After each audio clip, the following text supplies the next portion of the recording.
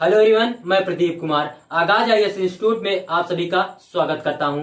तो आइए आज के इस वीडियो में हम लोग बात करने वाले हैं शासन व्यवस्था से रिलेटेड यूपीएससी के प्रीलिम्स और मेंस के लिए आज के जितने भी मोस्ट इंपोर्टेंट टॉपिक है हम आप लोगों के लिए लेकर आए हैं। तो चलिए देखते हैं। तो देखिए, प्रीलिम्स के लिए जो टॉपिक है वो है परिसीमन और परिसीमन आयोग अधिनियम 1952 और भारतीय संविधान और परिसीमन आयोग 15वां वित्त आयोग और भारत निर्वाचन आयोग ECI। और मेंस के लिए जो टॉपिक है वो है परिसीमन की आवश्यकता एवं संबंधित मुद्दे। तो चलिए हम यूपीएससी के प्रीलिम्स और मेंस के इन सभी टॉपिक के बारे में पूरे विस्तार से चर्चा करते हैं। तो देखिए चर्चा में क्यों है, आइए समझते हैं। तो देखिए, दक्षिणी राज्यों के कई राजनेता जनसंख्या के आधार पर निर्वाचन क्षेत्रों के परिसीमन के विरोध में आवाज उठा रहे हैं, जिसे वे अनुचित मानते हैं। जनसंख्या नियंत्रण नीतियों का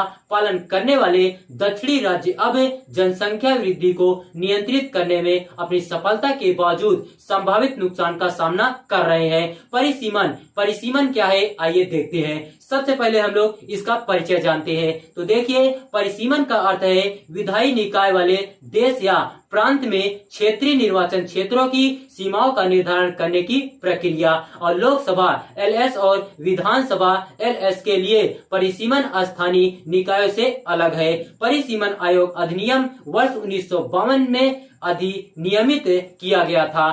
परिसीमन आयोग का गठन भारत के राष्ट्रपति द्वारा किया जाता है तथा यह भारत निर्वाचन आयोग के सहयोग से कार्य करता है। 1952, 1962, 1972 और 2002 के अधिनियमों के आधार पर 4 बार वर्ष 1952, 1963, 1973 और 2002 में परिसीमन आयोगों का गठन किया गया है। पहला परिसीमन अभ्यास वर्ष 1950-51 में राष्ट्रपति चुनाव आयोग की मदद से द्वारा किया गया था। इसके बारे में इतिहास आइए समझते हैं। लोकसभा की राज्यवार संरचना में परिवर्तन लाने वाले अंतिम परिसीमन वर्ष 1976 में पूरा हुआ और यह वर्ष 1971 की जनगणना के आधार पर किया गया। भारत का संविधान यह आज्ञापित करता है कि लोकसभा में सीटों का आवंटन प्रत्येक राज्य की जनसंख्या के आधार पर होने चाहिए ताकि सीटों का जनसंख्या से अनुपात सभी राज्यों में लगभग समान हो। इसका उद्देश्य यह सुनिश्चित करना है कि प्रत्येक व्यक्ति के वोट का भारांक लगभग समान हो, भले ही वे किसी भी राज्य में रहते हो। हालांकि इस प्रावधान का अर्थ यह था कि जनसंख्या नियंत्रण में कम दिलचस्पी लेने वाले राज्यों को संसद में अधिक संख्या में सीटें मिल सकती है। इस तरह के परिणामों से बचने के लिए संविधान में संशोधन किया गया। 42वें संविधान संशोधन अधिनियम 1976 ने वर्ष 1971 के परिसीमन के आधार पर वर्ष 2000 तक के लिए राज्यों में लोकसभा में सीटों के आवंटन और प्रत्येक राज्य के प्रादेशिक निर्वाचन क्षेत्रों में विभाजन पर रोक लगा दी। 84वें संशोधन अधिनियम 2001 ने सरकार को वर्ष 1991 की जनगणना के जनसंख्या आंकड़ों के आधार पर राज्यों में क्षेत्रीय निर्वाचन क्षेत्रों के पुनर्समायोजन और युक्तिकरण का अधिकार दिया। 27वें संशोधन अधिनियम 2003 में निर्वाचन क्षेत्रों के परिसीमन का प्रावधान वर्ष 2001 की जनगणना के आधार पर किया गया, न कि वर्ष 1991 की जनगणना के आधार पर। हालांकि यह लोकसभा में प्रत्येक राज्य को आवंटित सीटों की संख्या में बदलाव किए बिना किया जा सकता है। आवश्यकता क्या है, आइए समझते हैं। जनसंख्या के समान वर्गों को समान प्रतिनिधित्व प्रदान करने हेतु, भौगोलिक क्षेत्रों के उचित विभाजन हेतु, ताकि चुनाव में एक राजनीतिक दल को दूसरे पर फायदा न हो, एक वोट एक मूल्य के सिद्धांत का पालन करने हेतु। संवैधानिक प्रावधान क्या है, आइए देखते हैं। अनुच्छेद 82 के तहत संसद प्रत्येक जनगणना के बाद एक परिसीमन अधिनियम बनाती है। अनुच्छेद 170 के तहत राज्यों को प्रत्येक जनगणना के बाद परिसीमन अधिनियम के अनुसार क्षेत्रीय निर्वाचन क्षेत्रों में विभाजित किया जाता है। परिसीमन संबंधित चिंताएं क्या है, आइए देखते हैं। सबसे पहले हम लोग क्षेत्रीय असमानता देखते हैं। तो देखिए, निर्णायक कारक के रूप में जनसंख्या के कारण लोकसभा में भारत के उत्तर और दक्षिणी भाग के बीच प्रतिनिधित्व में असमानता है।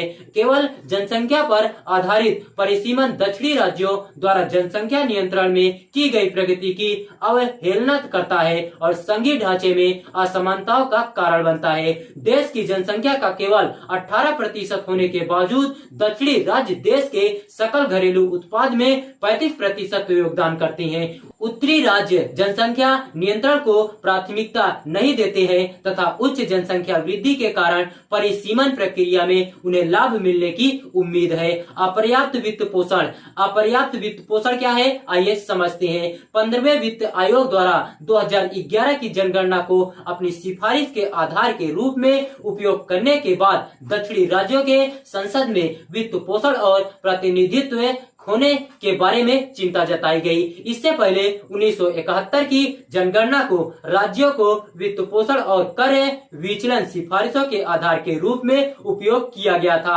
अनुसूचित जनजाति के आरक्षण को प्रभावित करना क्या है, आइए समझते हैं। सीटों के निर्धारित परिसीमन और पुनः आवंटन के परिणाम स्वरूप न केवल दक्षिणी राज्यों के लिए सीटों की हानि हो सकती है बल्कि उत्तर में अपने आधार के साथ राजनीतिक दलों के लिए सत्ता में वृद्धि भी हो सकती है। यह संभवतः उत्तर की ओर और दक्षिण से दूर शक्ति का हस्तांतरण कर सकता है।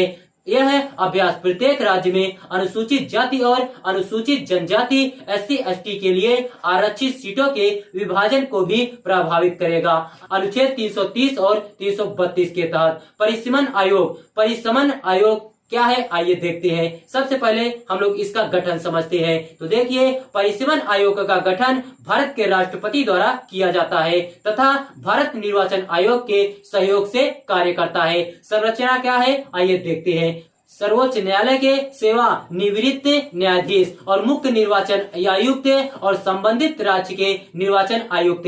कार्य क्या है, आइए देखते हैं। सभी निर्वाचन क्षेत्रों की जनसंख्या को लगभग बराबर करने के लिए निर्वाचन क्षेत्रों की संख्या और सीमाओं का निर्धारण करना। अनुसूचित जातियों और अनुसूचित जनजातियों के लिए आरक्षित सीटों की पहचान करना जहां उनकी जनसंख्या अपेक्षाकृत अधिक है। शक्तियां क्या है, आइए देखते हैं। तो देखिए, आयोग के सदस्यों के बीच मतभेद के मामले में बहुमत की राय प्रबल होती है। भारत में परिसीमन आयोग एक उच्च शक्ति प्राप्त निकाय है जिसके आदेशों को कानून का संरक्षण प्राप्त होता है और किसी भी न्यायालय के समक्ष इस पर प्रश्न नहीं उठाया जा सकता है। आगे की राह क्या है, आइए देखते हैं। तो देखिए, वर्ष 2031 की जनगणना के आधार पर निर्वाचन क्षेत्र की सीमाओं को फिर से परिभाषित करने हेतु एक परिसीमन आयोग का गठन किया जाना चाहिए। परिसीमन आयोग द्वारा की गई जनसंख्या सिफारिशों के आधार पर राज्यों को छोटे राज्यों में विभाजित करने के लिए एक राज्य पुनर्गठन अधिनियम बनाया जाना चाहिए। पिछले परिसीमन अभ्यास ने बताया कि भारत की जनसंख्या में वृद्धि हुई तथा राजनीतिक प्रतिनिधित्व में परिणामी विषमता को दूर करने की आवश्यकता पर बल दिया गया है।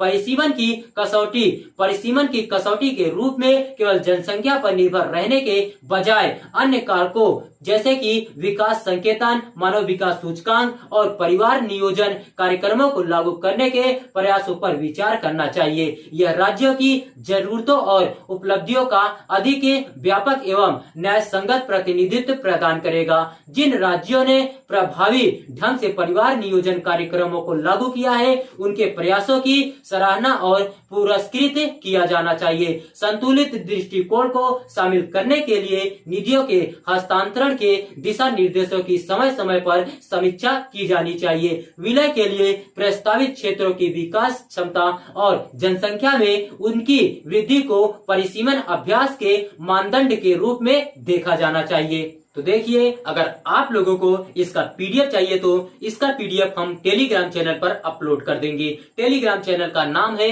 आगाज IAS इंस्टीट्यूट और टेलीग्राम चैनल का लिंक हम इस वीडियो के डिस्क्रिप्शन में दे देंगे। आप यहां से भी जाकर टेलीग्राम चैनल को ज्वाइन कर सकते हैं और PDF डाउनलोड कर सकते हैं।